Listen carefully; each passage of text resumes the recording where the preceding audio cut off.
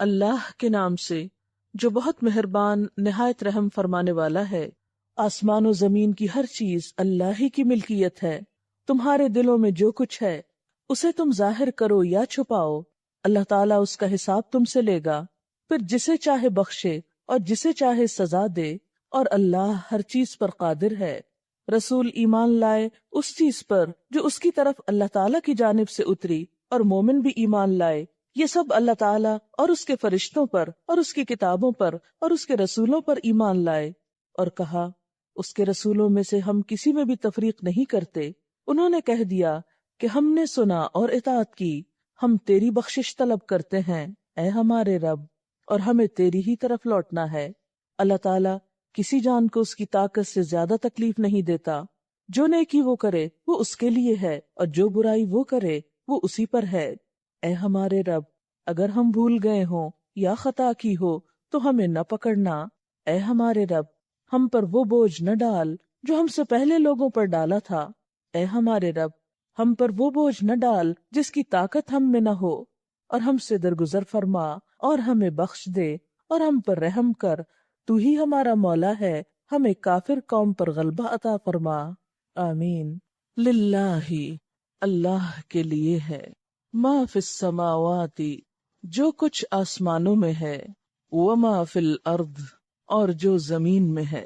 کیا کچھ ہے ہم سب تو جانتے بھی نہیں، اس نے بنایا اسے معلوم ہے، بنانے والا ہی ان سب چیزوں کا مالک ہے۔ وَإِن تُبْدُوا مَا فِي أَنفُسِكُمْ، اور اگر تم ظاہر کرو گے جو تمہارے دلوں میں ہے، اپنے دل میں آنے والے خیالات کے بارے میں اگر تم کسی کو بتا بھی دو، او تخفوہ، یا تم چھپاؤ گے اس کو، یعنی کسی کو نہ بتاؤ، تمہارے دل کی باتیں صرف تم ہی کو معلوم ہو، اگر ان میں کچھ ایسی باتیں ہوئیں جو اس کو پسند نہ ہوئیں تو کیا ہوگا؟ یحاسبکم بہ اللہ، ان باتوں پر اللہ تمہارا حساب لے گا، تم سے پوچھے گا، پھر کیا ہوگا؟ فیغفر، پھر بخش دے گا، معاف کر دے گا، لمن یشاء، جس کو چاہے گا، ویعذب، اور عذاب دے گا، سزا دے گا، من یشاء، جس کو چاہے گا، واللہ، اور اللہ تعالی، علی کل شیء، ہر چیز پر، قدیر، قدرت رکھنے والا ہے۔ اس سے پچھلی آیت ہے کہ وَلَا تَكْتُمُ الشَّهَادَةَ، گواہی کو چھپانا مت، وَمَن يَكْتُمْهَا فَإِنَّهُ آثِمٌ قَلْبُهُ، جو اس کو چھپائے گا تو اس کا دل گناہگار ہوگا۔ اسی کی مزید وضاحت ہے اس آیت میں کہ ہر چیز تو اللہ کے ہاتھ میں ہے، ہر چیز کا مالک تو وہ ہے، لہذا وہ نہ صرف یہ کہ ظاہری باتوں کو جانتا ہے بلکہ دل کی باتوں کو بھی جانتا ہے۔ اس لیے اگر تم اپنے دل کی باتوں کو ظاہر کرو گے یا پھر انہیں چھپا لو گے، اگر وہ درست نہ ہوئی تو ان پر وہ حساب بھی لے سکتا ہے۔ حضرت علی رضی اللہ تعالیٰ عنہ فرماتے ہیں کہ جب یہ آیت نازل ہوئی تو اس نے ہمیں غمزدہ بنا دیا، ہمارے دل کو لگ گئی۔ ہم نے خیال کیا کہ اگر کسی کے دل میں گناہ کا خیال بھی آئے تو اس کا بھی حساب ہوگا۔ یعنی صحابہ کرام نے اس کا معنی کیا سمجھا کہ دل میں گزرنے والے ہر خیال پر پکڑ ہوگی، کہ پھر معلوم نہیں کہ اس کی معافی ہوگی یا نہیں۔ اور جیسا کہ سب جانتے ہیں نا کہ دل میں آنے والے خیالات پر تو بسا اوقات انسان کا بس نہیں ہوتا، وہ ہمارے کنٹرول میں نہیں ہوتے، وہ تو آتے ہی چلے جاتے ہیں۔ تو یہی چیز صحابہ کرام کے دل میں گزری کہ اگر دل کی باتوں پہ پکڑ ہونے لگی پھر تو ہم بچ نہیں سکتے۔ چنانچہ صحابہ کرام آپ صلی اللہ علیہ وسلم کے پاس آئے اور اپنی یہ فکر اور پریشانی آپ سے کہی۔ آپ صلی اللہ علیہ وسلم نے فرمایا، کہو ہم نے سنا اور ہم اطاعت کرتے ہیں، سمعنا و اطعنا۔ صحابہ کرام نے ایسا ہی کہا تو پھر آمن الرسول سے لے کر اگلی 2 آیات نازل ہوئیں، اور اس میں کیا آیا؟ لا یکلف اللہ نفسا الا وسعها، اللہ تعالیٰ کسی شخص کو تکلیف نہیں دیتا مگر اس کی وسعت کے مطابق، یعنی اگر کسی کے بس میں نہیں کسی وسوسے کو کنٹرول کرنا، کسی خیال کو روکنا، تو اس پر پکڑ نہیں ہوگی۔ بنیادی طور پر اگر ہم غور کریں تو ہمارے سامنے یہ بات آتی ہے کہ ہمارے دل میں آنے والے خیالات 2 طرح کے ہوتے ہیں۔ ایک غیر اختیاری جن پر ہمارا کچھ بس اختیار نہیں ہوتا، کیونکہ دماغ ایک ایسی چیز ہے یا دل ایسی چیز ہے جو ہر وقت کام کرتی، سوتے میں بھی اور جاگتے میں بھی کچھ نہ کچھ خیالات کا تانا بانا ہر وقت لگا ہی رہتا ہے۔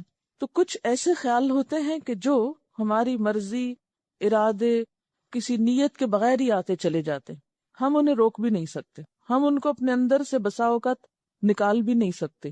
وہ بعض اوقات وسوسہ ہو سکتے ہیں جس میں اللہ تعالیٰ کے بارے میں، اس کے نیک بندوں کے بارے میں، اس کے احکامات کے بارے میں کوئی برا خیال دل میں آ جائے۔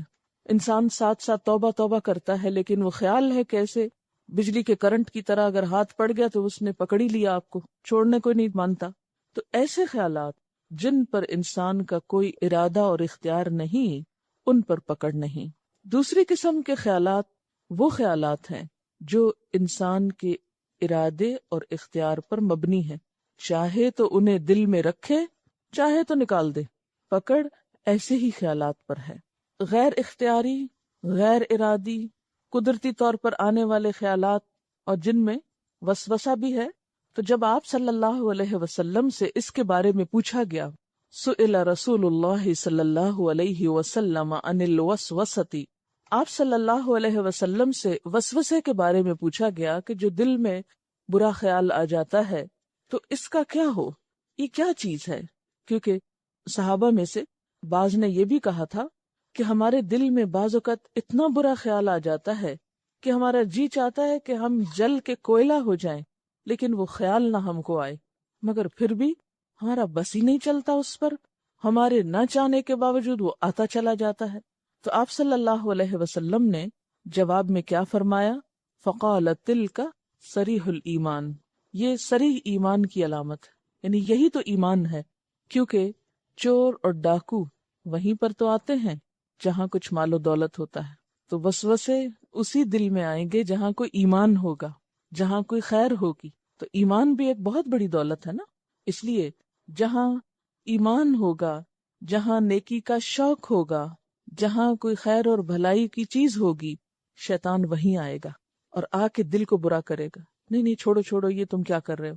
مثلاً آپ کا دل چاہ رہا ہے آپ کوئی اچھا کام کریں، لیکن شیطان کو کب پسند ہے کہ آپ کوئی اچھا کام کریں؟ تو وہ آپ کو آ کر اس اچھے کام کے بارے میں کوئی شک ڈال دے گا، کوئی فائدہ نہیں اس کا، وہ فلاں نے کیا تھا، اس کو بڑا نقصان ہوا تھا، تو نتیجہ کیا ہوگا؟ آپ وہیں بیٹھ جائیں گے۔ اسی لیے قل اعوذ برب الناس میں کیا پناہ مانگی گئی ہے؟ من شر الوسواس الخناس، وسوسہ ڈالنے والے کے شر سے اللہ تو مجھ کو بچا، جو پلٹ پلٹ کے دل میں خیال ڈالتا ہے۔ الذی یوسوس فی صدور الناس، جو لوگوں کے دل میں، انسانوں کے دل میں وسوسے ڈالتا ہے۔ من الجنۃ والناس، ایسے وسوسے بسا اوقات جنات کی طرف سے ہوتے ہیں، اور جن سے مراد یہاں شیطان ہے، اور بسا اوقات انسانوں کی طرف سے بھی ہوتے ہیں، کیونکہ آپ نے دیکھا ہوگا کہ کئی دفعہ آپ بہت اچھا کام کرنا چاہتے ہیں، لیکن اتنے میں آپ کی ملاقات کسی ایسے انسان سے ہو جاتی ہے جو اس اچھے کام کے بارے میں آپ کا ارادہ اور نیت بدلا دیتا ہے۔ آپ گھر سے نکلتے ہیں ایک اچھی نیت لے کر، مثلاً آپ آئے ہیں پڑھنے کے لیے، بڑے عزم و ارادے سے، بڑے جذبے سے، بڑے شوق سے، بڑی قربانی کر کے، بسا اوقات کیا ہوتا ہے آپ کی دوستی، آپ کا تعلق کسی ایسے انسان سے ہو جاتا ہے کہ جس کو نہ خود پڑھنے کا شوق ہے، نہ آپ کو پڑھنے دینا چاہتا ہے، لہٰذا وہ کوئی نہ کوئی ایسی باتیں آپ کے ذہن میں ڈالتا رہے گا کہ آپ کا پڑھائی سے دل اچاٹ ہو جائے گا، اور بالآخر وہ ساری سیکریفائسز اور سارے جو آپ کے منصوبے اور پلان اور بڑی اچھی اچھی خوبصورت نیتیں تھیں، وہ سب بیٹھ جائیں گی۔ تو اس لیے اللہ تعالیٰ کو پتا تھا کہ یہ کام صرف شیاطین نہیں کرتے، انسان بھی کرتے ہیں، اس لیے یہ دعا سکھائی گئی کہ اللہ کی مدد کے ساتھ ہی ان چیزوں پر قابو پایا جا سکتا ہے۔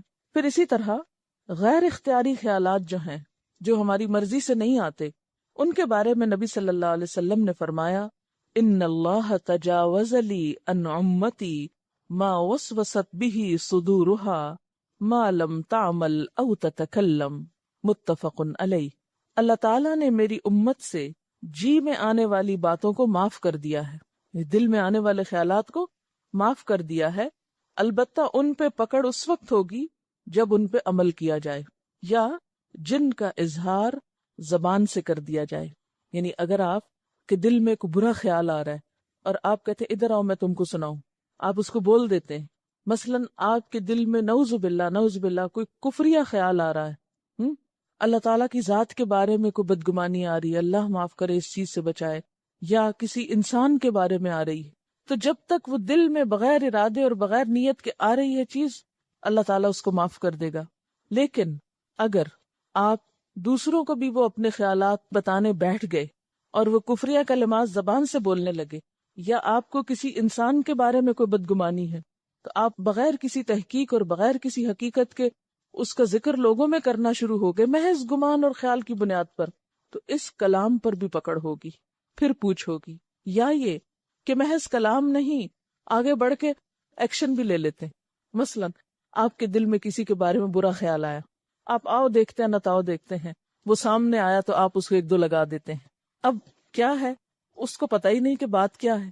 بچوں کے ساتھ عام طور پہ ایسا کرتے نا، کوئی چیز اپنی جگہ سے ہلی ہوئی دیکھی تو دل میں خیال ہے یہ فلاں بچے کا کام ہوگا، اس سے پوچھا بھی نہیں کہ تم نے چیز اٹھائی یا نہیں اٹھائی، رکھی یا نہیں رکھی. تو کیا کرتے، جو ہی وہ آتا ہے اس کو ڈانٹنا شروع کر دیتے ہیں. صرف ڈانٹے بھی نہیں، بعض کا کان پکڑ لیتے ہیں اس کے. تو یہ جو عمل ہے خواہ بچے کے ساتھ ہی کیا جائے، یہ نہیں کہ بچے ہمارے ہیں تو ہماری پراپرٹی ہیں جیسے چاہیں ان کو معاملہ کرے، نہیں. اگر بچوں کے ساتھ بھی اس طرح کی ناروا زیادتی کی تو اس میں بھی پوچھ ہو سکتی. تو جو بھی خیالات آ رہے ہیں، چاہے ظاہر کرو یا چھپا کے رکھو، ان پہ اللہ محاسبہ کرے گا. پھر محاسبہ کن خیالات پہ ہوگا؟ یہاں کن خیالات کی بات ہے؟ وہ خیالات شرک، اللہ کی ذات میں شک، کفر، منافقت، ان چیزوں پر ہے. کیونکہ ان سب کا تعلق بھی ہمارے خیال سے ہی ہے نا، ہمارے ارادے سے ہی ہے. تو وہ مضبوط عزائم، پکے ارادے، دل کے فیصلے جو کسی غلط بات کے لیے ہوں، ان پر پکڑ ہوگی. مثلا ایمان کہاں ہے آپ کا؟ دل میں ہوتا ہے نا. اب مثلا آپ کہے میں مسلمان ہوں، مجھے تو نہیں پتا، آپ تو زبان سے کہہ رہے ہیں، میں تو یقین کر لوں گی، لیکن اللہ کو پتا ہے کہ دل میں کیا ہے. تو ایمان بھی دل کا فعل ہے نا. اب اگر ایک شخص زبان سے کہہ رہا ہے لیکن دل میں وہ کفر رکھے ہوئے ہے، تو زبان سے کہنا اس کو کچھ فائدہ نہیں دے گا. کس کی بات مانی جائے گی؟ کہ اس کے دل میں کیا ہے. اسی طرح منافقت کیا ہے؟ کہاں ہوتی منافقت؟ دل میں ہوتی. فی قلوبہم مرض، ان کے دلوں میں بیماری ہے. اسی طرح آپ دیکھتے ہیں کہ اخلاق کی کچھ باتیں ایسی ہیں جن کا تعلق انسان کے دل سے ہوتا ہے. مثلا صبر، تواضع، عاجزی، انکساری، قناعت، سخاوت، یہ سب کچھ کیا ہے؟ دل میں ہوتا ہے نا. اسی لیے حدیث میں آتا ہے کہ جب انسان کسی اچھے کام کی نیت کر لیتا ہے، ابھی وہ کام کیا نہیں اس نے، تو نیت پر بھی ثواب لکھ لیا جاتا ہے، وہیں سے مارکنگ شروع ہو جاتی. اور اگر وہ کر لیتا ہے تو کم از کم 10 گنا اجر ملتا ہے، اور زیادہ سے زیادہ تو پھر اللہ تعالیٰ کے ہاتھ میں ہے، جتنا چاہے دے. اچھا، اسی طرح آپ دیکھیں کہ بعض گناہ جن پر پکڑ ہوگی اور وہ دل کے گناہ ہیں. مثلا حسد، آپ کسی سے جیلس ہوتے ہیں. اسی طرح تکبر، کہاں ہوتا ہے تکبر؟ اس کا مقام کہاں ہے؟ دل میں ہے نا. آپ اپنے آپ کو بڑی شے سمجھتے. پھر اسی طرح بغض کہاں ہوتا ہے؟ دکھائیں؟ نہیں دکھا سکتے، اس لیے کہ دل میں ہی ہوتا ہے، اگر کسی سے ہو، اللہ نہ کرے. پھر دنیا کی محبت کہاں ہوتی؟ دل میں ہوتی. حرص، لالچ، یہ سب چیزیں کہاں ہوتی؟ دل میں. اس لیے جس دل میں یہ سب کچھ بھرا ہوا ہو، اس دل کے خیالات پر بھی پکڑ ہو سکتی ہے. پھر اللہ کے ہاتھ میں ہے کیا؟ فَيَغْفِرُ لِمَن يَشَاءُ، جسے چاہے معاف کر دے. ان چیزوں کے باوجود بھی جسے چاہے معاف کر دے. اور وَيُعَذِّبُ مَن يَشَاءُ، جسے چاہے عذاب دے دے. اس کا کیا مطلب ہے؟ اس کا مطلب ہے پھر تو انسان کو کچھ بھی نہیں کرنا چاہیے، یا پھر جو دل میں آئے کرنا چاہیے، کیونکہ پتہ نہیں کس کو معاف کر دے اور کس کو وہ چھوڑ دے. نہیں، اس کا مطلب یہ ہے کہ اس سے اللہ تعالی کا مکمل اقتدار اور مکمل مالک ہونا ہمارے سامنے آتا ہے، کہ ہر چیز کا مالک وہ ہے. کیسے؟ جیسے آیت کے شروع میں آتا نا، للہ ما فی السماوات وما فی الارض، اسی کے لیے ہے جو آسمانوں اور جو زمین میں ہے. تو جب ہر چیز اس کی ہے تو اس سے کیا پتہ چلتا ہے؟ اسی کی مزید وضاحت آگے ہوئی. فَيَغْفِرُ لِمَن يَشَاءُ وَيُعَذِّبُ مَن يَشَاءُ، جب ہر چیز اس کی ہے، ہر چیز پہ اس کا اختیار اور اقتدار ہے، تو پھر جس کو چاہے معاف کر دے، جس کو چاہے سزا دے. یعنی اس سے پتہ چلتا ہے کہ فیصلے اللہ کی مشیت پر ہوں گے، فیصلے اللہ کی مشیت پر ہوں گے، کسی اور کو ان میں دخل نہ ہوگا، کوئی اور اس میں انٹرفیئر نہیں کر سکے گا، ہوگا وہی جو وہ چاہے گا۔ لیکن اس کا یہ مطلب نہیں کہ اس کی مشیت کے لیے کوئی قاعدہ یا ضابطہ نہیں، وہ نعوذ باللہ اندھا دھند فیصلہ نہیں کرے گا۔ ہر شخص جو ڈیزرو کرے گا اس کے مطابق ہی وہ اس کے ساتھ معاملہ کرے گا، اس سے تو کسی ظلم کا تصور بھی نہیں کیا جا سکتا۔ جیسے آتا نا وما انا بظلام للعبید، ما انا نہیں ہوں میں بظلام ظلم کرنے والا، للعبید بندوں کے لیے۔ ایک اور جگہ پر آتا ہے لا یسأل عما یفعل وہم یسألون، وہ نہیں پوچھا جا سکتا، کون؟ اللہ تعالیٰ، کس کے بارے میں؟ جو وہ کرتا ہے، وہم یسألون، اور سب لوگ سوال کیے جائیں گے۔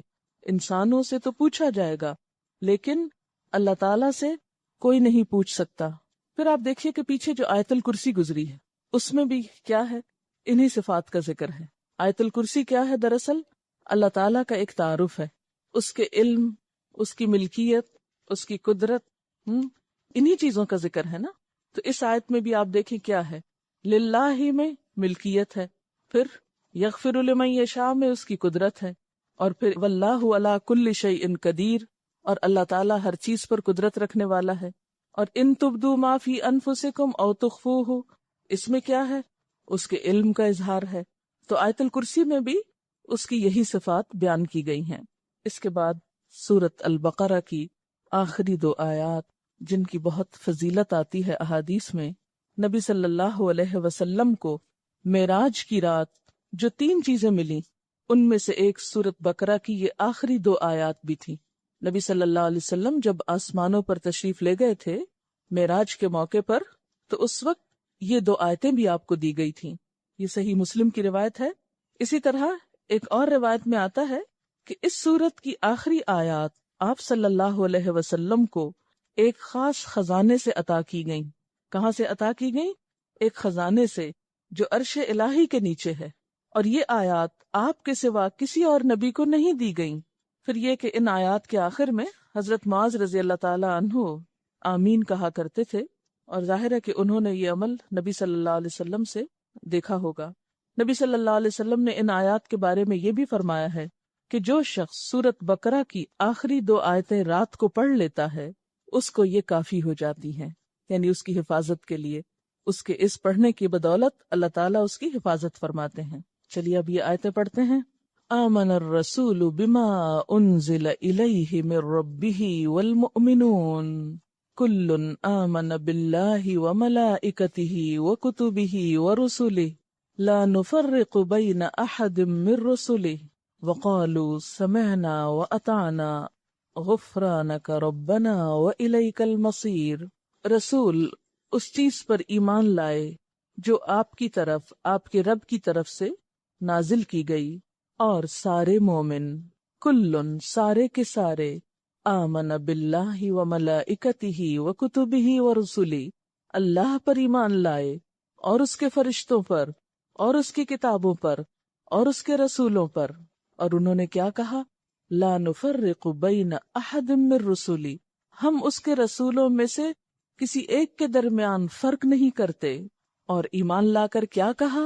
وقالوا سمعنا واطعنا، بولے ہم نے سن لیا اور ہم نے اطاعت کی، ہم بات مانیں گے۔ غفرانک، تیری بخشش چاہیے، یعنی پچھلی زندگی میں ہم سے جو غلطیاں، جو خطائیں ہو چکی، اللہ تو ہم کو معاف کر دے۔ ربنا، اے ہمارے رب، وإلیک المصیر، اور تیری طرف لوٹنا ہے، واپسی تو تیری ہی طرف ہے، مر کے تو تیرے ہی پاس آنا ہے۔ کچھ یاد کیجئے سورت کا بالکل ابتدائی حصہ، الف لام میم ذالک الکتاب لا ریب فیہ ھدی للمتقین، اور اس کی شرط کیا ہے؟ الذین یؤمنون بالغیب، وہ لوگ جو غیب پر ایمان لاتے ہیں۔ وہاں اس کتاب سے ہدایت پانے کے لیے پہلی خصوصیت جو بتائی گئی تھی وہ ایمان بالغیب تھا، اور اسی کی تفصیل سورت کے آخر میں۔ وہاں اشارہ تھا، یہاں ڈیٹیل ہے کہ ایمان بالغیب کیا ہوتا ہے، کس ایمان بالغیب کی بات ہے، اس میں کیا کیا چیزیں شامل ہیں۔ وہاں آپ کو ایک بات بار بار یاد دلائی گئی تھی کہ متقی وسیع النظر ہوتا ہے، وسیع القلب ہوتا ہے، اس کے اندر کوئی تعصب نہیں ہوتا، اس کے اندر تنگ دلی نہیں ہوتی، لہذا وہ صرف ظاہر نظر آنے والی چیزوں کو ہی نہیں مانتا بلکہ غیب پر بھی ایمان رکھتا ہے۔ دیکھیں نا، جو تنگ دل ہوگا وہ تو صرف 2 اور 2 4 کو مانے گا، اس کے سامنے 2 اور 2 5 نہیں ہو سکتے، وہ ریجڈ ہوگا۔ لیکن مومن وسیع نظر ہوتا ہے، اس کی نظر میں بصیرت ہوتی، وہ صرف ظاہر میں نہیں دیکھتا، پردے کے پیچھے بھی دیکھ سکتا ہے، اور یہ دیکھنا ایمان کا دیکھنا ہے۔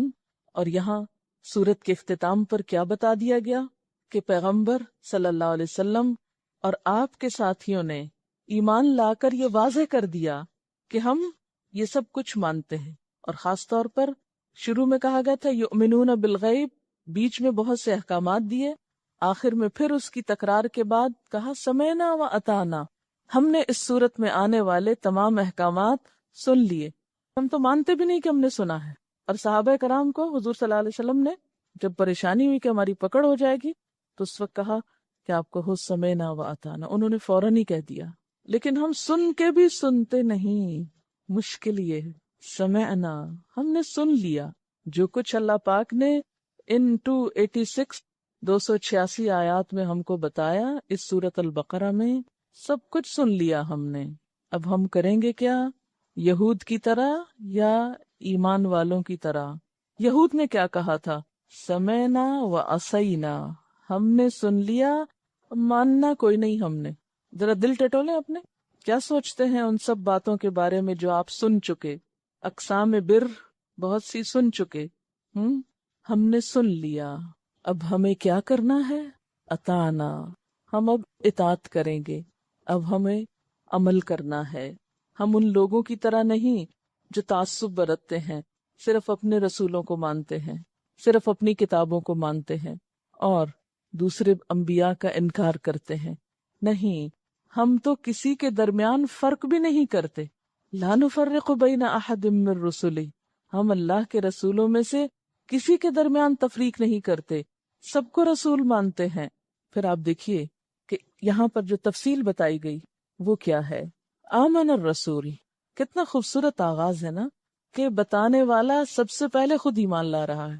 یہ نہیں کہا گیا کہ صرف مومن ایمان لائیں، بلکہ آمن الرسول، رسول صلی اللہ علیہ وسلم ایمان لائے۔ کس چیز پر؟ اس پر بما انزل الیہ، جو آپ کی طرف نازل کی گئی۔ سورۃ البقرہ کے شروع میں والذین یؤمنون بما انزل الیک، الیک سے مراد کیا تھا؟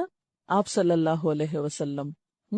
تو یہاں پر بھی کیا ہے کہ پیغمبر خود ایمان لائے جو آپ کی طرف آپ کے رب نے اتارا تھا۔ آمن الرسول بما انزل الیہ من ربہ، کیونکہ جب تک بتانے والا خود پوری طرح کنونس نہ ہو، خود ایمان نہ رکھتا ہو، خود اس کا شرح صدر نہ ہو، خود اس بات کی تصدیق نہ کرتا ہو جو وہ دوسروں کو بتا رہا ہے، تو اس کے بتانے میں بھی وہ کنونسنگ پار نہیں ہوتی، تاثیر نہیں ہوتی۔ تو قول اور فعل کا تضاد جو ہے یہ بہت ناپسندیدہ چیز ہے اللہ تعالیٰ کے نزدیک، کہ انسان کہے کچھ کرے کچھ۔ یا دوسروں کے لیے تو جیسے یہود کے بارے میں آیا اتأمرون الناس بالبر وتنسون انفسکم، ان کے علماء یہی کر رہے تھے نا۔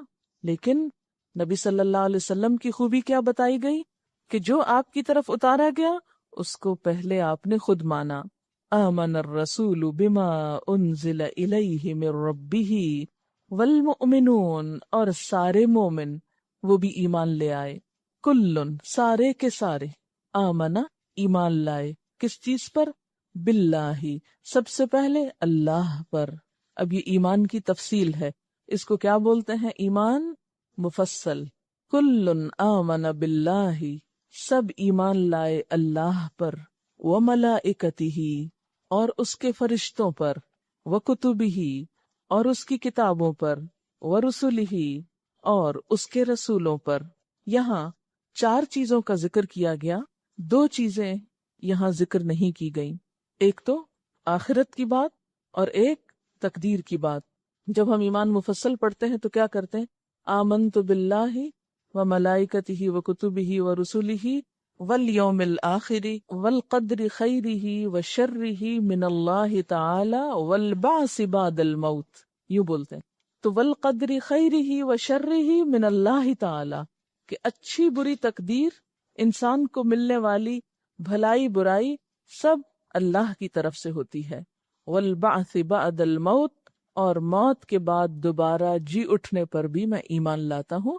ان دو کا تعلق بھی ایمان بالغیب ہی سے ہے، لیکن یہاں خاص طور پر جن چیزوں کا ذکر کیا گیا اس کا تعلق ہدایت سے ہے، ان میں ایک لنک ہے۔ آپ دیکھیے ہمارے پاس ہدایت کیسے پہنچی؟ اللہ تعالی کی طرف سے آئی، آمن باللہ، کس کے ذریعے آئی؟ و ملائکتہ، کیا لے کر آئے؟ و کتبہ، کس پر لائے؟ و رسلہ، ٹھیک ہے۔ تو اگر یہاں یہ بھی ذکر کیا جاتا والقدر خیرہ و شرہ والبعث بعد الموت، تو آپ دیکھتے کلام کا حسن ختم ہو جاتا، اس کی یہاں ضرورت نہیں تھی، کیونکہ یہاں موقع نہیں ہے اس کا۔ اللہ تعالیٰ نے کوئی بات نہ زائد کی ہے اور نہ کوئی اہم بات چھوڑی ہے، ہر چیز کی ایک حکمت ہے۔ یہ الگ بات ہے کہ ہم اپنے چھوٹے دماغ ہونے کی وجہ سے وہ نہ سمجھ سکیں۔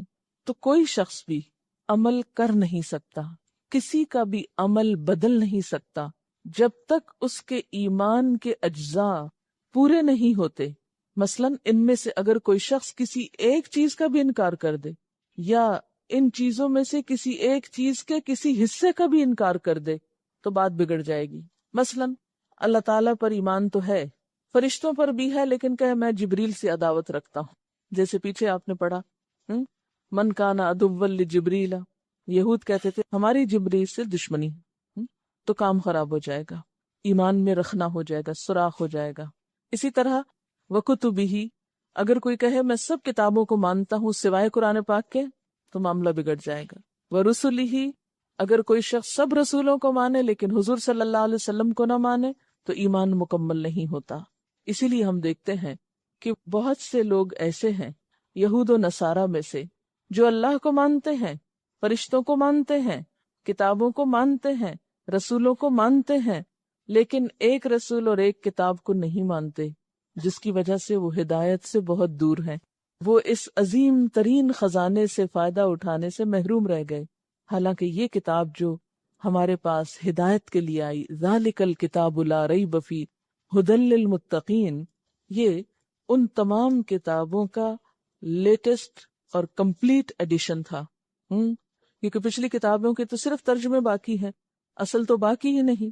تو اللہ تعالیٰ کی طرف سے آنے والا پیغام جو مختلف طریقوں سے انہوں نے ڈسٹارٹ کر دیا، ضائع کر دیا، بدل دیا، ان سب کا ایک مکمل ترین ورژن اس کتاب کی شکل میں آیا۔ اب اگر کوئی شخص ادھوری چیزوں کو لے کر بیٹھا ہوا ہے اور مکمل چیز کو نہیں لے رہا تو وہ اپنا ہی نقصان کر رہا ہے۔ اسی لیے وہ لوگ ہدایت سے دور رہے، وہ اس خزانے سے دور رہے۔ لیکن اہل ایمان نے کیا کیا؟ لا نفرق بین احد من رسلی، ہم اس کے رسولوں میں سے کسی کے درمیان فرق نہیں کرتے۔ والذین یؤمنون بما انزل الیک وما انزل من قبلک، وہ لوگ جو ایمان لاتے ہیں ساتھ اس کے جو آپ کی طرف اتارا گیا اور جو آپ سے پہلے اتارا گیا۔ وسیع النظر، وسیع القلب، وسیع ذہن کے مالک، کھلے دل کے لوگ جن کو ماننے میں کچھ بھی مشکل نہیں۔ اچھا، رسولوں میں فرق کیسے ہوتا ہے؟ مثلا کسی کو اللہ کا رسول مانا جائے اور کسی کو مانا ہی نہ جائے، ایک تو یہ طریقہ ہوتا ہے۔ دوسرا یہ کہ ان کے درجہ نبوت میں فرق کیا جائے، کیونکہ نبی ہونے میں تو سب برابر ہیں، لیکن یہ جو بات ہے کہ بعض پر فضیلت رکھتے ہیں، تو اس میں اور اس بات میں کنٹرڈکشن نہیں، کیونکہ فضیلت اللہ تعالیٰ نے دی ہے، ان کے اعمال اور ادوار کے اعتبار سے ان میں فضیلت تو ہے، لیکن ایمان لانے کے اعتبار سے کسی میں بھی کوئی فرق نہیں، کیونکہ پیچھے آپ پڑھ چکے نا، تلک الرسل فضلنا بعضهم علی بعض۔ اور پھر بین احد، احد تو ہوتا ہے ایک، تو بین احد کیا ہو گیا؟ بین کا کیا مطلب ہوتا ہے؟ درمیان، تو درمیان تو دو چیزوں کے ہوتا ہے، ایک کا کیا مطلب ہوا؟ بات یہ ہے کہ احد کا لفظ سنگولر بھی ہے پلورل بھی، اس کی جمع نہیں ہوتی، اگر جمع یوز کرنا تو احد ہی یوز کرنا پڑے گا، یہ زبان کا ایک چھوٹا سا اسلوب ہے۔ میں اگر یہ کہوں بین احدن، ایک کے درمیان، تو ایک کا درمیان کون سا ہے کوئی؟ سو اس کو سامنے رکھ کے دیکھیں نا، بین احدن، ایک کے درمیان. اچھا پھر ایک کا جمع کیوں نہیں؟ اس لیے کہ ایکوں تو نہیں ہوتا نا.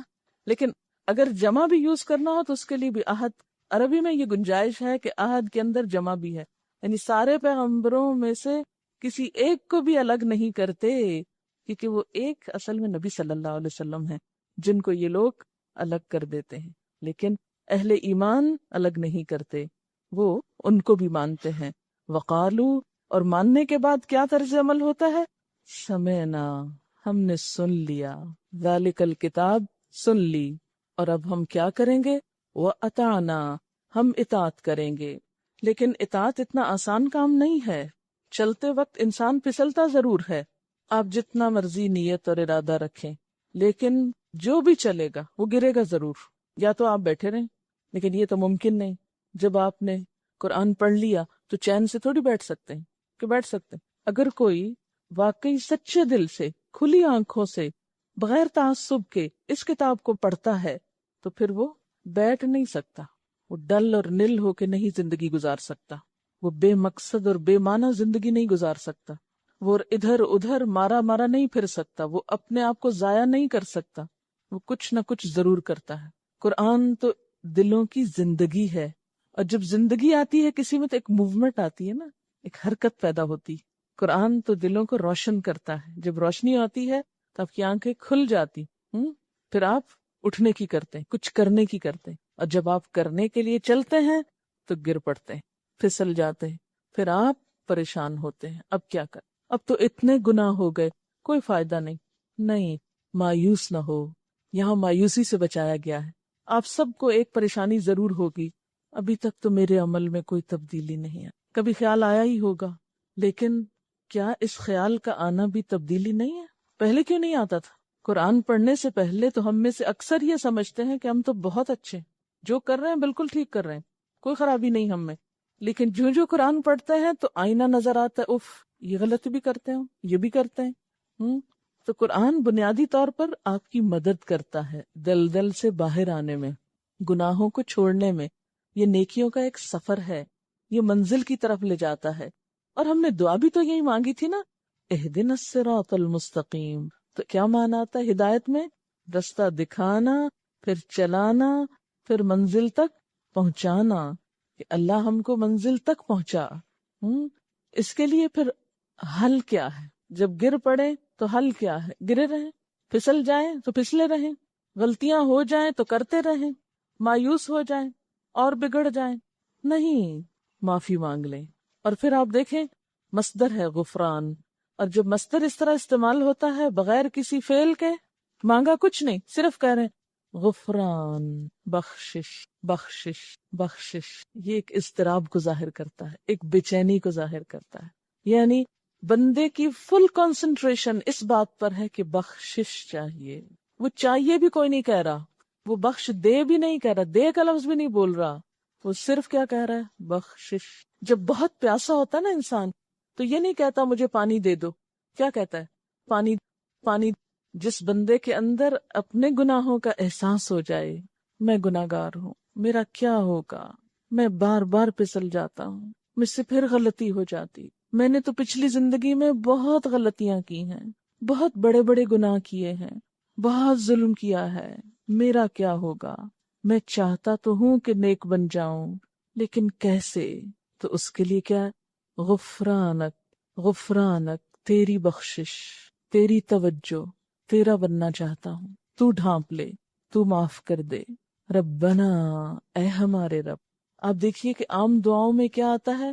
ربنا اغفر لنا، پہلے ربنا آتا ہے پھر دعا آتی ہے. یہاں کیا انداز ہے؟ پہلے طلب ہے پھر ہے ربنا، ہے نا سٹائل فرق. غفرانک ربنا، بہت خوبصورت انداز ہے. وَإِلَيْكَ الْمَصِيرُ، اور تیری ہی طرف واپسی ہے، تیری طرف تو آنا ہے، تجھ سے بھاگ کے کہاں جا سکتے ہیں. قرآن پاک میں سورۃ الرحمن میں اللہ تعالیٰ فرماتے ہیں یا معشر الجن والانس ان استطعتم ان تنفذوا من اقطار السماوات والارض فانفذوا لا تنفذون الا بسلطان. اے جنوں اور انسانوں کے گروہ، یا معشر الجن والانس ان استطعتم، اگر تم میں استطاعت ہے، اگر تم کر سکتے ہو، ان تنفذوا، کہ تم بھاگ نکلو، بھاگ جاؤ کہیں، من اقطار السماوات والارض، آسمان و زمین کے کناروں سے، فنفذوا، بھاگ دکھاؤ، بھاگو تو، لا تنفذون، نہیں بھاگ سکتے، الا بسلطان، مگر بڑا زور چاہیے، بڑی قوت چاہیے۔ آپ دیکھیں کہ آپ اگر یہ چاہیں کہ کہیں زمین کا کنارہ ملے آپ کو اور آپ وہاں سے چھلانگ لگائیں کسی اور پلانٹ پہ، تو اس کے لیے کیا کرنا ہوگا آپ کو؟ نمبر ایک تو کنارہ ہی نہیں ملے گا۔ اللہ نے اس کو بنایا ایسا کہ آپ چلتے جائیں، جہاں سے چلے تھے وہیں پہنچ جائیں گے، کنارہ ہی نہیں ملے گا۔ نمبر دو، اگر آپ کنارے کے بغیر نکلنا چاہیں، جیسے اسپیس شٹل نکلتی ہے، تو کبھی اٹھتے ہوئے دیکھا اس کو کس طرح نکلتی ہے؟ وہ زمین کا جب مدار وہ چھوڑتی ہے، چاند میں داخل ہوتی ہے، تو اس کا اٹھنا آپ نے دیکھا کبھی؟ کتنا زور اور کتنی قوت اور کتنی انرجی چاہیے ہوتی ہے۔ اس میں ایک بات تو یہ ہے کہ نکل تو سکتے ہیں، زمین سے نکل سکتے ہیں، آسمان سے نہیں نکل سکتے۔ یعنی زیادہ سے زیادہ ہم کیا کریں گے؟ زمین سے اٹھ کے آسمان کی طرف چلے جائیں گے، تو اس سے کیا فائدہ؟ للہ ما فی السماوات و ما فی الارض، اللہ کے لیے ہے جو زمین میں اور جو آسمان میں۔ زمین سے نکل کے بھاگو گے بھی، یہاں سے نکل کے چاند پہ جا بیٹھو گے تو چاند بھی اللہ کا ہے، وہاں پکڑ لے گا۔ مریخ پہ جاؤ گے وہاں بھی پکڑ لے گا۔ کہاں جاؤ گے؟ ہے کوئی راستہ، کوئی گوشہ، کوئی جگہ جہاں اللہ کی ذات نہ ہو، جہاں اس کی پکڑ سے چھوٹ سکو اور بچ سکو؟ کوئی نہیں۔ تو پھر بھاگنے کی کوشش نہ کرو، نافرمانی نہ کرو، کیا کرو؟ پلٹ آؤ۔ توبہ کس چیز کا نام ہے؟ پلٹ آنے کا۔ اللہ بہت غلطیاں کر لیں، بہت نافرمانیاں کر لیں، بہت ظلم کر لیا اپنی جان پہ بھی اور دوسروں کے اوپر بھی، اب مجھے معافی چاہیے، غفرانک، تیری معافی چاہیے، تجھ سے چاہیے، تو نظر کرم فرما۔ اور غفرانہ کا لفظ غافارہ سے ہے، جس کا معنی ہوتا ہے ڈھانپ دینا، چھپا دینا۔ اللہ ہمارے قصور چھپا دے، ہمارے گناہوں کی گندگی کا ڈھیر چھپا دے، کسی کو نظر نہ آئے، کوئی اور نہ دیکھ لے، کسی کو نہ پتا چلے۔ کیونکہ انسان جب چھوٹی سی غلطی بھی کرتا ہے یا کوئی بڑی غلطی کرتا ہے تو فوراً کیا کرتا ہے؟ اس کو چھپانے کی کوشش کرتا ہے۔ مثلاً آپ نے دیکھا ہوگا بچے جب کبھی کچھ توڑ دیتے ہیں تو پھر کیا کرتے ہیں؟ چھپے پھرتے ہیں، اور آپ بازو کا ڈھونڈتے کدھر گیا بچہ، مل کیوں نہیں رہا؟ تو کسی دروازے کے پیچھے چھپا ہوا ہے۔ اس وقت آپ سوچتے ہیں، سینس کرتے اس نے کچھ کیا ہے، تب یہ چھپ رہا ہے۔ پھر آپ پوچھتے کیا کیا ہے؟ جو کہتا ہے گلاس ٹوٹ گیا۔ تو بالکل اسی طرح انسان کی بھی یہ فطرت ہے کہ غلطی کرنے کے بعد کیا چاہتا ہے؟ اس غلطی کا پتہ نہ چلے کسی کو، چھپ جائے یہ۔ تو اللہ تعالیٰ سے پھر کیا مانگتا ہے؟ اللہ ڈھانپ دے، غفرانک، ڈھانپ دے، معاف کر دے، ہمارے قصور چھپا دے، وَإِلَيْكَ الْمَصِيرُ، واپسی جو تیری طرف ہے، آنا جو تیرے پاس ہے، پوچھ جو ہوگی، حساب جو ہوگا۔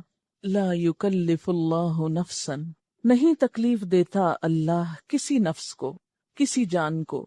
یکلف، کاف لام فے، تکلیف دینا، بوجھ ڈالنا۔ اللہ کسی جان پہ بوجھ نہیں ڈالتا، الا مگر، وسعہا، اس کی وسعت کے مطابق۔ واو سین عین، وسع، وسعت، قوت، علم، عقل، مال، وقت، زندگی اور دیگر تمام صلاحیتیں وسعت کہلاتی ہیں۔ یعنی انسان کو جو کچھ ملا ہے یہ سب انسان کے لیے ایک وسعت ہے، یعنی کہاں تک انسان جا سکتا ہے۔ دیکھیں نا، قوت کی بھی ایک لمٹ ہوتی ہے، اس سے آگے آپ کے پاس طاقت نہیں۔ علم کی بھی ایک لمٹ ہے، اسی طرح عقل کی، آپ کی انٹیلیجنس کی، مال کی، وقت کی، زندگی کی، ہر چیز کی ایک لمٹ ہے نا، ایک حد سے زیادہ آگے جا کے ختم ہو جاتا ہے۔ تو ہر شخص کو جتنی قوت، علم، عقل، مال وغیرہ ملا ہے وہ کیا ہے؟ دراصل اس کی وسعت۔ تو ہر انسان کو اتنی ہی تکلیف دی جائے گی، اتنا ہی اس سے پوچھا جائے گا، یا اس پر اتنی ہی ذمہ داری ڈالی جائے گی جتنی اس کے پاس طاقت ہے۔ مثلاً ایک شخص کھڑے ہو کے نماز نہیں پڑھ سکتا تو اس سے حساب نہیں ہوگا۔ اس کا حساب کس میں ہوگا؟ کہ بیٹھ کے پڑھی تھی کہ نہیں۔ ایک شخص جانتا ہی نہیں، پتہ ہی نہیں اس کو، اور اس لیے نہیں پتا کہ اس کو پتا کرنے کا موقع ہی نہیں ملا، کیونکہ ہم نے اس کا غلط معنی لیا نا کہ پتہ ہی نہیں کرتے۔ یہ نہیں اس کا معنی، یعنی اس کو موقع ہی نہیں ملا کہ پتہ کرے، اس کے پاس علم ہی نہیں. وہ پیدا ہوا کہیں افریقہ کے گھنے جنگلوں میں جہاں دن کو سورج کی روشنی بھی نہیں آتی تھی. کہاں اس کے پاس کتابیں اور اسکول اور علم کی روشنی جو آپ کے پاس ہے. تو اب اس کا حساب اور آپ کا برابر تھوڑی ہوگا. آپ کو تو اتنی فیسلٹیز ملی، اتنے چانسز ملے، تو اس کا حساب اس کی وسعت کے مطابق کہ اس کو کیا ملا، اس کے پاس کیا پہنچا. پھر اسی طرح عقل، ایک شخص بہت سمجھدار ہے اور ایک شخص دیوانہ ہے، اب دونوں کا حساب برابر تھوڑی ہوگا. ایک شخص مجنون ہے، پاگل ہے، اب اس کا حساب تو نہیں ہوگا. لیکن ایک شخص ذہین ہے، سمجھدار ہے. کتنی سمجھ کی لمٹ ہے یہ اللہ جانتا ہے، اتنی ہی سمجھ کے مطابق اس کا حساب ہوگا جتنی اس کی وسعت ہے. کسی کو اگر اگر عقل کو تولا جا سکتا ہوتا، تو مثلاً کسی کو اگر 1 چھٹانک عقل ملی ہے تو اس کا حساب 1 چھٹانک کے اندر ہے، اور کسی کو 1 کلو ملی ہے تو وہ اس کے مطابق پوچھا اور جانچا جائے گا. پھر اسی طرح مال، کوئی فقیر ہے کسی کٹیا میں رہتا ہے، اس سے تو نہیں پوچھا جائے گا زکوٰۃ کیوں نہیں دی. اور ایک شخص ملینئر ہے، اس کا حساب اور طرح ہوگا. اسی طرح وقت، ایک شخص بہت مصروف ہے اور مصروفیت بھی کسی جائز کام میں ہے، اس کا حساب اور طرح ہے.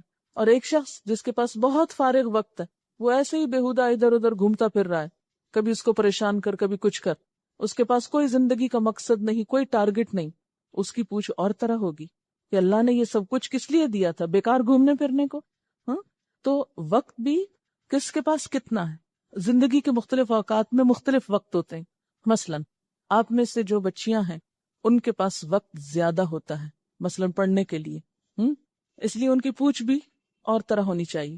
جو خواتین ہیں آپ میں، ان کے اوپر شوہر کی ذمہ داریاں ہیں، اس کو بھی خوش رکھنا، بچوں کی ذمہ داریاں ہیں، پھر رشتہ داریاں ہیں، کیونکہ جو بچیاں ان کے تو سارے کام ان کی مائیں کر دیتی، رشتہ داروں سے بھی نبھا لیتی ہیں، ادھر ادھر سب کچھ کر لیتی، بلکہ پکا کے کھلا بھی دیتی. آپ میں سے جو شادی شدہ خواتین ہیں ان کو تو جا کے پکانا بھی ہے، کھلانا بھی ہے، اگر پکا ہوا بھی ہو تو اس کو دیکھنا ہے کہ سب کو کس طرح دیا جائے یا کس طرح مینج کیا جائے. گھر کی ذمہ داریاں بھی ہیں، پھر عمر کا تقاضا بھی ہے، پھر اب ذہن بھی اس طرح کام نہیں کرتا. تو کتنا فرق ہے دونوں میں. اب دونوں کے ساتھ ایک جیسا معاملہ تو نہیں ہو سکتا. تو ہر انسان کے ساتھ وہی معاملہ ہوگا جس کی اس میں استطاعت ہے. پھر اسی طرح زندگی جو ہے یہ ہر ایک شخص کو مختلف ملی. کوئی 13 سال کی عمر میں فوت ہو جاتا ہے، کوئی ایک پیدا ہوتے ہی فوت ہو جاتا ہے، کوئی 100 سال کی زندگی پاتا ہے. تو اب جو بچپن میں ہی فوت ہو گیا اس کا حساب کیا ہوگا؟ اس کا تو حساب نہیں ہوتا، کیونکہ جب تک ایک بچہ بالغ نہیں ہوتا اس کا حساب نہیں ہے. تو جن کو لمبی عمر ملی تو انہوں نے اپنے لیے نیکیاں بھی زیادہ اکٹھی کی، اور اگر خدا نہ خواستہ غلط کام کیے تو گناہ بھی بہت اکٹھے کیے. تو لا یکلف اللہ نفسا الا وسعها، اللہ تکلیف نہیں دیتا کسی نفس کو، کسی جان کو، مگر اس کی وسعت کے مطابق. وسعت کس کس چیز میں؟ قوت میں، علم میں، عقل میں، مال میں، وقت میں، زندگی میں، صحت میں، وغیرہ وغیرہ. صحت کا لفظ میں نے اس لیے اضافہ کر دیا کہ بعض لوگ بہت اچھی ہیلتھ کے مالک ہوتے، بہت ایکٹیو ہوتے، بہت قوت رکھتے، ان کا حساب اور طرح. کچھ لوگوں کی صحت بہت خراب ہوتی، ہر وقت بیمار رہتے ہیں، کسی نہ کسی مشکل میں گرفتار رہتے ہیں. اب اگر ان کی نماز میں کچھ آگے پیچھے تاخیر ہو گئی، کئی لوگ سلیپنگ پلز لے کے سوتے ہیں، اس کے بغیر سو ہی نہیں سکتے. اب وہ اگر صبح نہیں اٹھ پاتے تو اس کا یہ مطلب تو نہیں کہ نماز معاف ہے ان کی، لیکن یہ ہے کہ ان کو اگر ہوش ہی نہیں تو ان کا معاملہ اور ہے. اور ایک شخص صحت مند ہے، وقت پہ سویا ہے، اور صرف کسل مندی کی وجہ سے نہیں اٹھ رہا صبح، تو اس کا معاملہ کچھ اور ہے. تو اللہ تعالیٰ جب انسانوں کے درمیان فیصلہ کرے گا تو صرف یہ نہیں دیکھا جائے گا کہ کون کیا لے کر آیا، یہ بھی دیکھا جائے گا کون کن حالات میں کیا لے کر آیا، کون کن حالات میں کیا لے کر آیا، کس کو میں نے دیا کیا تھا اور اس میں اس نے کیا کیا، اس کا استعمال کیا ہوا. لہا ما کسبت، اس کے لیے ہے جو اس نے کمایا. کسب کس کو کہتے ہیں؟ کاف سین بے، کسبہ کا مطلب ہوتا ہے ہاتھ کی کمائی. یعنی کوئی شخص اپنے ہاتھ سے جو کماتا ہے اس کا فائدہ اسی کو جاتا ہے. یعنی اگر کوئی شخص اپنے لیے کوئی اچھے کام کرتا ہے تو اس کا فائدہ وہ خود پائے گا، لیکن شرط کیا ہے؟ وہ کام اس نے خود کیا ہو. اس سے یہ بات پتہ چلتی کہ جس چیز میں انسان کی نیت اور کوشش شامل نہیں ہوتی اس کو اجر بھی نہیں ملتا، اس کا اسے کوئی فائدہ نہیں ہوتا. محض تمنائیں اور آرزویں، اچھا یہ ہو جائے وہ ہو جائے، اس سے کوئی فائدہ نہیں جب تک آپ کچھ کرنے کی نیت نہ کریں، اور پھر صرف نیت کر کے ہی نہ بیٹھے رہیں، اٹھ کر کچھ کرنے کی کوشش نہ کریں۔ یہ الگ بات ہے کہ کوشش کے باوجود ہوا نہیں تو آپ کو نیت کا ثواب مل جائے گا۔ اچھا، پھر آپ سوچ رہے ہوں گے شاید کہ صدقہ جاریہ پھر کیا ہوا؟ وہ انسان خود تو نہیں کر رہا ہوتا، بعد میں آنے والے لوگ کر رہے ہوتے ہیں۔ کیا کیا ہوتا ہے صدقہ جاریہ؟ انسان کی اولاد، انسان کا مال، انسان کا علم، یہ تین چیزیں انسان کے لیے صدقہ جاریہ بنتی۔ اب آپ مجھے بتائیے کہ یہ صدقہ جاریہ کیسے بن گئی؟ اولاد کام کر رہی ہے، ثواب ماں باپ کو جا رہا ہے۔ ابھی تو میں نے کہا تھا جب تک نیت اور ارادہ شامل نہ ہو اور کوشش شامل نہ ہو، اور جیسے کہا گیا لہا ما کسبت، تو فائدہ کچھ نہیں۔ اولاد انہی والدین کے لیے صدقہ جاریہ ہوتی ہے جو اس کی اچھی تربیت کرتے ہیں، جو کوشش کرتے ہیں کہ ہمارے بچے دین پر ہوں۔ مال اسی شخص کے لیے صدقہ جاریہ بنتا ہے جس کے لیے انسان نے کوشش کی ہو، محنت سے حلال کمائی کا کمایا ہو اور پھر اسے نیکی کے کام میں لگایا ہو۔ کیونکہ پیچھے آپ پڑھ چکے نا کہ اللہ تعالیٰ صدقہ قبول نہیں کرتے جب تک کہ وہ حلال کمائی سے نہ ہو، حرام کا صدقہ نہیں قبول ہوتا۔ لہٰذا اگر کوئی شخص اپنے ہاتھ کی کمائی سے یا اپنی ملکیت کے مال سے، بعض مال آپ خود نہیں کماتے، مثلاً شوہر نے آپ کو حق مہر دیا، تب آپ نے کمایا تو نہیں، لیکن یہ کہ آپ کی ملکیت ہے یہ، یا ماں باپ سے کچھ وراثت میں مل گیا، تو چونکہ ماں باپ پر آپ کا کچھ حق ہوتا ہے تو وہ مال آپ کو اس رشتے کے عوض یا خون کے تعلق کے عوض مل گیا، لیکن آپ خود مالک ہیں اس کے، اس مال کو آپ نے کسی اچھے کام میں لگایا، وہ آپ کے لیے صدقہ جاریہ ہوگا۔ اسی طرح علم، تو علم میں بھی تو ارادہ اور کوشش ہے نا۔ آپ نے اچھی نیت سے علم حاصل کیا، اس لیے نہیں کیا کہ ہم دوسروں پہ چڑھائی کر سکیں اور دوسروں کو ہرا سکیں اور دوسروں کو جواب دے سکیں اور دوسروں کو بتا سکیں کہ دیکھو ہم کتنے قابل ہیں، اس لیے نہیں، بلکہ اللہ کی رضا کے لیے، سیدھا رستہ پانے کے لیے۔ تو جو شخص اچھی نیت سے اچھے کام کرتا ہے، علم حاصل کرتا ہے، پھر اس کو سکھاتا ہے، تو اس کی کوشش ہو گئی نا، بیچ میں تھوڑی کی تو تھوڑی، زیادہ کی تو زیادہ، جتنی اس نے ایفرٹ کی اور جتنا اس نے اس بات کا ارادہ کیا کہ زیادہ سے زیادہ لوگوں کو مجھ سے فائدہ پہنچ جائے، چاہے وہ سامنے بیٹھ کے فائدہ پہنچائے یا کسی بیک سپورٹ کے ذریعے، اب وہ کیا ہے، جو اس کی کوشش تھی اس کا صلہ اسی کو ملے گا۔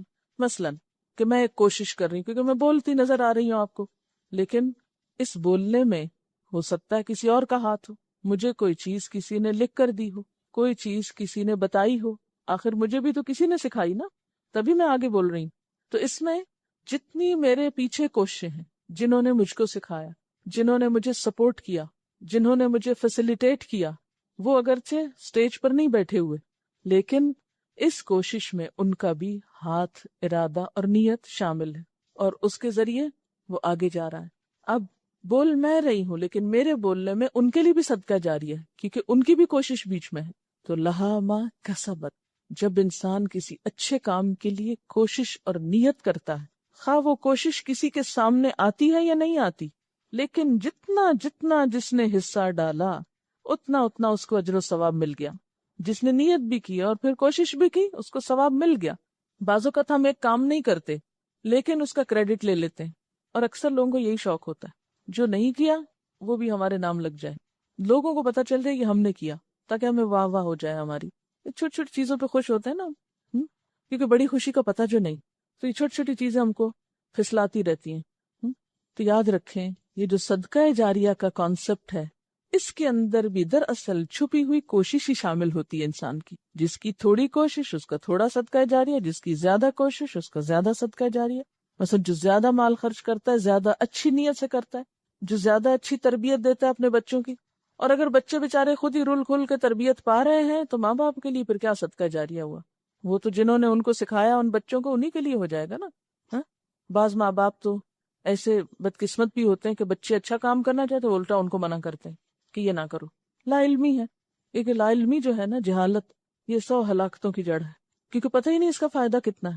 تو اگر وہ نہیں اپنی اولاد کو سپورٹ کرتے، کم از کم نیت ہی کر لیں، یہ خوشی ہو جائیں اس پر کہ شکر ہے ہماری اولاد کو اچھا کام کر رہی، دعا ہی کر دیں، مال سے ہی کچھ مدد کر دیں۔ اگر خود کچھ بھی نہیں کیا آپ نے، مثلا کچھ ماں باپ خود نہیں پڑھ پاتے، اب ان کا شوق کیا ہوتا ہے ہماری اولاد پڑھ جائے، اس کے لیے وہ دن رات محنت کرتے ہیں، ان کو سکھاتے ہیں، بتاتے ہیں، مال ان پہ خرچ کرتے ہیں۔ تو اب ان کے اپنی اندر جو کمی رہ گئی وہ کس میں جا پوری ہوئی؟ اولاد میں پوری ہوئی۔ اسی طرح بعض ماں باپ خود تو نیک ہوتے ہیں، اولاد کو کچھ نہیں بتاتے، اولاد سخت غلط کام کرتی، قیامت کے دن کیا ہوگا؟ ایسے لوگ بسا اوقات بدترین حالت میں آئیں گے، اور بتایا جائے گا ان کے بچے ان کی ساری نیکیاں کھا گئے، کیونکہ انہوں نے ایسے ایسے کام کیے کہ جو ماں باپ کے لیے الٹا کیا بن گئے؟ مصیبت کا سبب بن گئے۔ اور وہ کیوں؟ ان کی غفلت اور کوتاہی سے۔ تو ہمیں دنیا میں اپنے بچوں کے لیے دعا بھی کرنی چاہیے، کوشش بھی کرنی چاہیے، علم کے لیے دعا بھی کرنی چاہیے۔ کون سی دعا ہے علم کی؟ رب زدنی علما۔ اور کوشش بھی کرنی چاہیے۔ یہ دعا پڑھ کے اگر آپ سویرے گھر پہ ہی بستر پہ دوبارہ سو جائیں، صرف تمنائیں ہیں تو وہ بھی اللہ کو پتا ہے کر کیا رہے ہو تم۔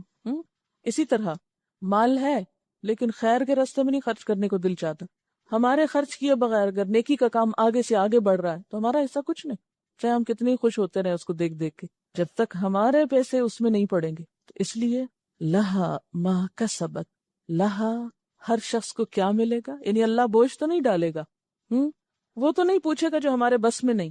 دیکھیں نا، بسا اوقات ہم چاہتے ہیں ہماری اولاد نیک ہو، ہم کوشش بھی کرتے ہیں، وہ نہیں ہوتی۔ بعض اوقات ہم مال اللہ کے راستے میں خرچ کرنا چاہتے ہیں مگر ہماری ضرورتیں اپنی نہیں پوری ہوتی۔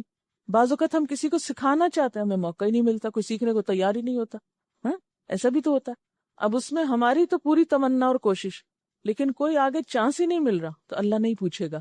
لا یکلف اللہ نفسا الا وسعها، جو ہمارے پاس تھا ہم نے لگا دیا، ہم نے محنت کر لی، ہم نے تڑپ لیا، ہم نے دعائیں بھی کر لی، لیکن کوئی ترقی نہیں ہوئی، کوئی کامیابی نہیں ہوئی، نہ علم میں، نہ مال میں، نہ اولاد میں۔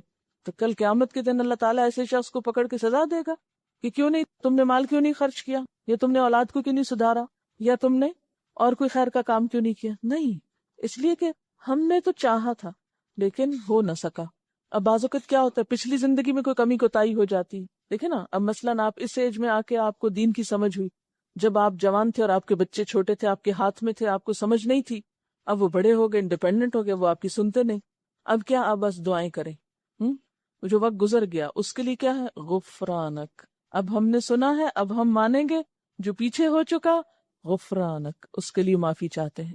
اور پھر اللہ تعالیٰ کیا فرماتے ہیں؟ ٹھیک ہے، لا یکلف اللہ نفسا الا وسعها، غم نہ کرو، رنجیدہ نہ ہو، اللہ تعالیٰ وسعت کے مطابق ہی حساب لے گا۔ وعلیہا، اور اسی طرح انسان کے ذمہ ہے، انسان پر پڑے گا کیا؟ مکتسبت، جو اس نے کیا۔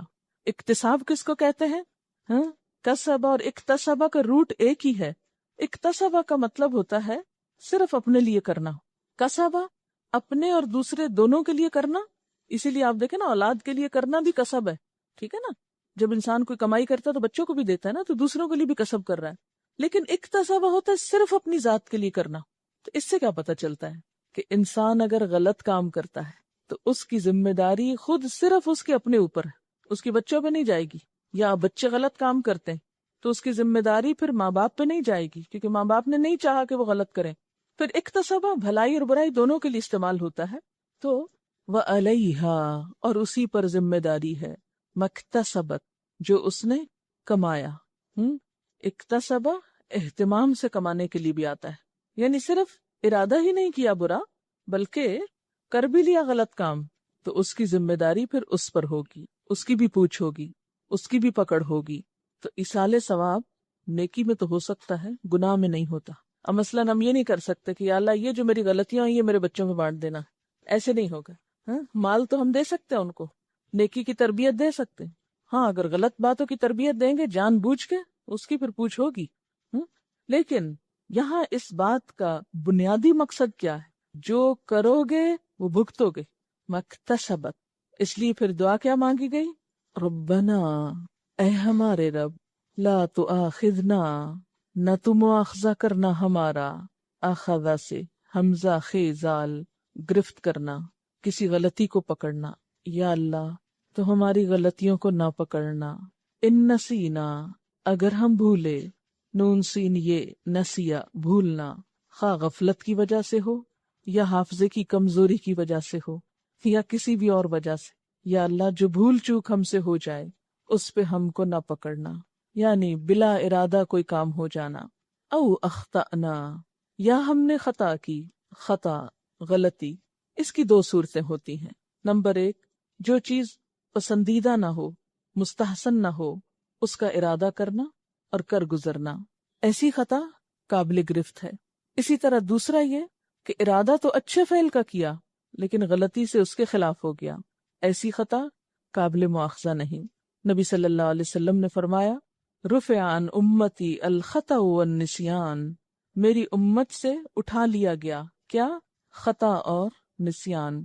یعنی نسیان کیا ہے؟ کہ انسان بھول کر کوئی کام کر بیٹھے، یعنی کام اچھا کر رہا ہے لیکن وہ بھول گیا اور اس سے غلطی ہو گئی.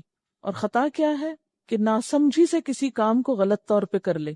خطا ایک تو یہ ہوتی ہے نا کہ انسان کسی غلط چیز کا ارادہ کرے اور پھر کر بھی لے، اور دوسری کیا ہوتی ہے کہ ارادہ تو اچھی چیز کا تھا لیکن ناسمجھی سے غلط ہو گیا. تو اللہ ہم کو نہ پکڑنا کس میں؟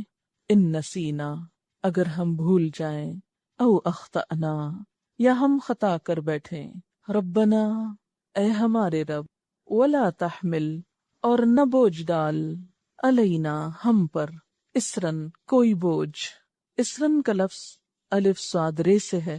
اس کا معنی ہوتا ہے عہد، ذمہ داری، ایسا بوجھ جس کا اٹھانا دشوار ہو، بہت مشکل ہو، وہ بوجھ جو اٹھانے والے کو چلنے سے روک دے، جس کے اوپر آنے کے بعد انسان چل نہ سکے. یعنی یا اللہ ہم پر کوئی ایسی ذمہ داری، ایسی مشکل، ایسی پریشانی نہ ڈالنا کہ ہم تیرے راستے میں چل ہی نہ سکیں، تیری اطاعت ہی نہ کر سکیں. کیونکہ بعض اوقات انسان پہ ایسی ایسی آزمائشیں آتی، ایسی ایسی مصروفیات آ جاتی ہیں، یا معاشرے کے ایسے بندھن آ جاتے ہیں کہ انسان اچھا کرنا بھی چاہتا ہے تو کر نہیں پاتا. مثلا نبی صلی اللہ علیہ وسلم کے بارے میں قرآن پاک میں آتا ہے کہ آپ جب دنیا میں تشریف لائے تو آپ نے لوگوں کے اوپر سے کچھ بوجھ ہٹائے. وَيَدَعُ عَنْهُمْ إِصْرَهُمْ وَالْأَغْلَالَ الَّتِي كَانَتْ عَلَيْهِمْ، اور آپ نے ہٹایا ان سے ان کے بوجھوں کو اور ان بیڑیوں کو یا طوق کو جو انہوں نے خود پہ ڈالے ہوئے تھے. اس میں کس کی طرف اشارہ ہے؟ ان پابندیوں، ان رسموں کی طرف جو پچھلی کتابوں والوں نے یا پچھلے ادیان والوں نے اپنے اوپر ڈال رکھی تھی اپنی مرضی سے.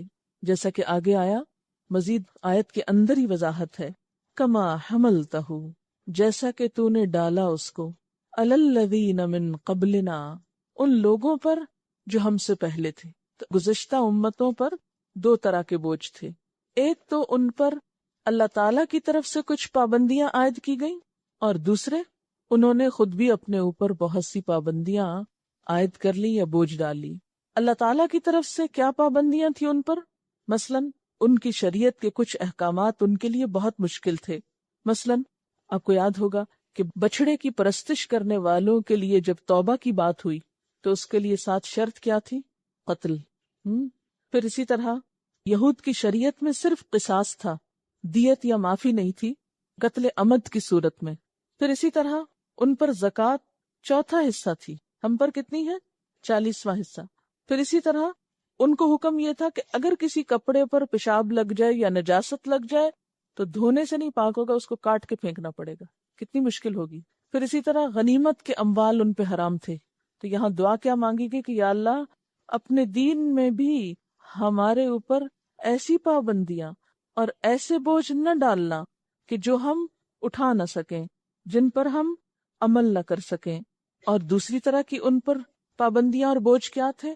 ان کے اپنے خود ساختہ رسم و رواج اور طور طریقے، اور دین میں خود ساختہ اضافے. مثلا حائضہ عورت کے ساتھ وہ کیا کرتے؟ اس کو بالکل کاٹ کے گھر سے الگ بٹھا دیتے، نہ اس کے ہاتھ کا کھاتے، نہ اس کو چھوتے، اس کے ہر چیز کو ناپاک سمجھتے. حالانکہ شریعت میں ان کو یہ پابندی نہیں دی گئی تھی، مگر انہوں نے خود اپنے لیے پابندی کر لی.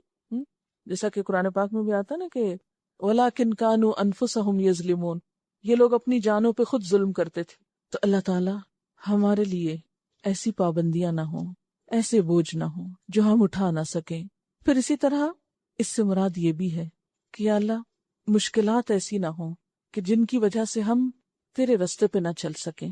اب دیکھیے کہ بسا اوقات زندگی میں ایک انسان بہت سموتھ جا رہا ہوتا ہے نا، اچھے اچھے کام کر رہا ہے، بھاگ دوڑ کر رہا ہے، نمازوں میں خوب خشوع و خضوع ہے، صحت ہے، طاقت ہے، سڈنلی کوئی نعوذ باللہ ایکسیڈنٹ ہو جاتا ہے.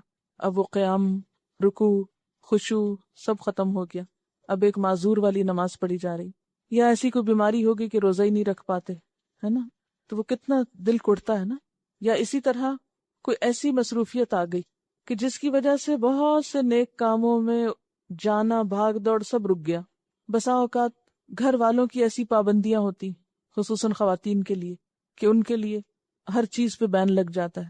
مثلاً ایک لڑکی ہے، شادی سے پہلے نیکی کے کاموں میں بڑھ چڑھ کے حصہ لے رہی ہے، ایسی جگہ شادی ہوئی، سسرال ایسے ملے کہ جن کو یہ سب باتیں سخت ناپسند ہیں، سب دینی دوستوں سے ملنا بند، اور بالکل جیسے تالاب سے مچھلی نکال کے پھینک دی جائے الگ تو وہ تڑپتی ہے، ایسے ہی بعض بچیوں کا حال ہوتا ہے کہ سارے ایک دینی ماحول اور سرکل سے کٹ کے بالکل الگ تڑپ نہیں ہے. تو ایسی چیزوں سے بھی پناہ مانگنی چاہیے کہ یا اللہ ایسے حالات نہ آ جائیں کہ جن کی وجہ سے ہم تیرے دین پہ نہ چل سکیں. ربنا، اے ہمارے رب، ولا تحملنا، اور نہ تو اٹھوانا ہم کو، ما لا طاقت لنا بہ، جس کی ہم میں طاقت نہیں. اللہ ہم پہ ایسی پابندیاں نہ ڈالنا، ذمہ داریاں نہ ڈالنا، ہم پہ ایسی ذمہ داریاں عائد نہ کرنا، ہم سے ایسے بوجھ نہ اٹھوانا کہ جن کو ہم اٹھا نہ سکیں، جن کو اٹھانے کی طاقت نہیں. واعف عنا، اور ہم کو معاف کر دینا. واعف عنا، عفو عین فے واو، معاف کرنا، گناہوں کو نامہ اعمال سے مٹا دینا. اللہ ہم کو معاف کر دینا، ہمارے گناہوں کو مٹا دینا. واغفر لنا، اور ہم کو بخش دینا، ہم کو ڈھانپ دینا. ورحمنا، ہم پہ رحم فرمانا. انت مولانا، تو ہمارا مولا ہے. واو لام یہ، مددگار، غم گسار، تنگی ترشی میں کام آنے والا. اور مولا کا ایک اور معنی مرجع، کہ جس کی طرف مشکلات میں رجوع کیا جائے. انت مولانا، تو ہمارا مولا ہے، تجھ سے ہم مدد مانگتے ہیں، تو مشکلات میں ہمارے کام آنے والا ہے، تیری ہی طرف ہم لوٹتے ہیں، تیری ہی طرف ہم رجوع کرتے ہیں. یہ جب کہتے ہیں نا انت مولانا، تو یوں لگتا ہے جیسے ہر چیز سے انسان پلٹ کر اپنے رب کے دامن میں جا چھپتا ہے. انت مولانا، تو ہمارا مددگار ہے، تیرے پاس ہمارے لیے پناہ ہے. فانصرنا، پس مدد فرما ہماری، علی القوم الکافرین، ان لوگوں پر جو انکاری ہیں، جو مانتے نہیں. کیونکہ ایک طرف مومنون ہے اور دوسری طرف کافرین ہیں، ایک طرف ماننے والے ہیں اور دوسری طرف انکار کرنے والے ہیں. قدرتی طور پر پھر یہ دو گروہ بن جاتے ہیں، دونوں ایک دوسرے کے مقابل آ جاتے ہیں. تو اللہ تو ہم کو ایسے لوگوں کے مقابلے میں مدد دینا، ہمارے ہاتھ مضبوط کر دینا جو ہمیں تیری راہ پر چلنے نہ دیں، کیونکہ تیری طاقت، تیری توفیق، تیرے اذن اور تیری تائید کے بغیر ہم کچھ نہیں کر سکتے، کیونکہ ہم تو کمزور ہیں. انت مولانا فانصرنا علی القوم الکافرین، تو ہمارا مولا ہے، کافروں کے مقابلے میں ہماری مدد کر، ہمارا ہو جا، ہم تیرے راستے پر نکلے ہیں، تو ہمارے لیے اس کو آسان کر دے. آمین. حضرت ابو ہریرہ رضی اللہ تعالی عنہ کا بیان ہے کہ نبی صلی اللہ علیہ وسلم نے فرمایا، اپنے گھروں کو قبرستان نہ بناؤ، شیطان اس گھر سے بھاگ جاتا ہے جس میں سورہ بقرہ پڑھی جاتی ہے. حضرت ابو امامہ رضی اللہ تعالی عنہ بیان کرتے ہیں کہ نبی صلی اللہ علیہ وسلم نے فرمایا، قرآن مجید پڑھا کرو، کیونکہ وہ قیامت کے دن اپنے پڑھنے والوں کے لیے سفارشی بن کے آئے گا. دو چمکتی ہوئی روشن صورتیں البقرہ اور آل عمران پڑھا کرو، کیونکہ یہ دونوں صورتیں قیامت کے روز اس طرح سے آئیں گی جیسے کہ وہ چھتریاں ہیں، امبریلا کی طرح، یا سایہ کرنے والے بادل ہیں، یا پرندوں کے دو جھنڈ ہیں جو پر پھیلائے ہوئے ہوں. وہ اپنے پڑھنے والوں کی طرف سے حجت پیش کرنے والی ہوں گی، ان کی طرف سے جھگڑا کریں گی. سورت البقرہ پڑھا کرو، کیونکہ اس کا اختیار کرنا برکت ہے، اس کا چھوڑ دینا حسرت ہے، اور باطل پرست اس کو برداشت نہیں کر سکتے. حضرت نواس بن سمان بیان کرتے ہیں کہ میں نے نبی صلی اللہ علیہ وسلم کو یہ فرماتے سنا ہے، قیامت کے روز قرآن مجید اور وہ لوگ جو اس کے مطابق عمل کیا کرتے تھے وہ لائے جائیں گے، اور ان کے آگے آگے سورہ بقرہ اور آل عمران ہوں گی، اس طرح گویا کہ وہ دو بادل ہیں یا ابر سیاہ ہیں جن کے اندر چمک اور روشنی ہے، یا وہ پرندوں کے جھنڈ ہیں جو اپنے پر پھیلائے ہوئے ہیں، یہ دونوں صورتیں اپنے پڑھنے والوں کے لیے حجت پیش کرتی ہوئی آئیں گی کہ اللہ تعالیٰ ان کو سزا نہ دے۔ یہ صحیح مسلم کی روایت تھی۔ ایک اور روایت ہے صحیح مسلم ہی کی، حضرت عبداللہ بن عباس کا بیان ہے کہ ایک مرتبہ حضرت جبریل علیہ السلام نبی صلی اللہ علیہ وسلم کی خدمت میں حاضر تھے کہ یکایک انہوں نے آسمان کی طرف سے ایک ایسی آواز سنی جیسے کسی شتیر یا پھاٹک کو کھولنے کی آواز آتی ہے۔ حضرت جبریل علیہ السلام نے اپنا سر اوپر اٹھا کر دیکھا، پھر نبی صلی اللہ علیہ وسلم سے عرض کیا کہ یہ آسمان کا ایک دروازہ ہے جو آج پہلی دفعہ کھولا گیا ہے اور اس سے پہلے کبھی نہ کھولا گیا۔ اتنے میں اس دروازے سے ایک فرشتہ نازل ہوا۔ جبریل علیہ السلام نے نبی صلی اللہ علیہ وسلم سے عرض کیا، یہ ایک فرشتہ ہے جو آسمان سے زمین کی طرف آ رہا ہے اور آج سے پہلے یہ کبھی زمین کی طرف نہیں اترا۔ وہ فرشتہ آیا اور اس نے نبی صلی اللہ علیہ وسلم کو سلام کیا اور پھر آپ سے عرض کیا، آپ کے لیے ایسے دو نوروں کی خوشخبری ہے جو آپ ہی کو دیے گئے ہیں، ایک سورۃ الفاتحہ ہے اور دوسری سورۃ البقرہ کی آخری آیات۔ ان دونوں کا اگر ایک حرف بھی آپ پڑھیں گے تو جو دعا آپ مانگیں گے وہ آپ کو عطا کی جائے گی، تو گویا دعا کی قبولیت کا ذریعہ بھی ہیں۔ پھر اسی طرح ایک اور روایت میں آتا ہے کہ نبی صلی اللہ علیہ وسلم نے اس کے بارے میں یہ فرمایا کہ ان کو سیکھو اور اپنی عورتوں اور بچوں کو بھی سکھاؤ، یعنی صرف خود ہی پڑھ کے نہ رہ جاؤ، گھر جا کے اپنے بچوں کو بھی سکھاؤ، جن کو نہیں آتی ان کو بھی بتاؤ۔ وآخر دعوانا ان الحمد للہ رب العالمین۔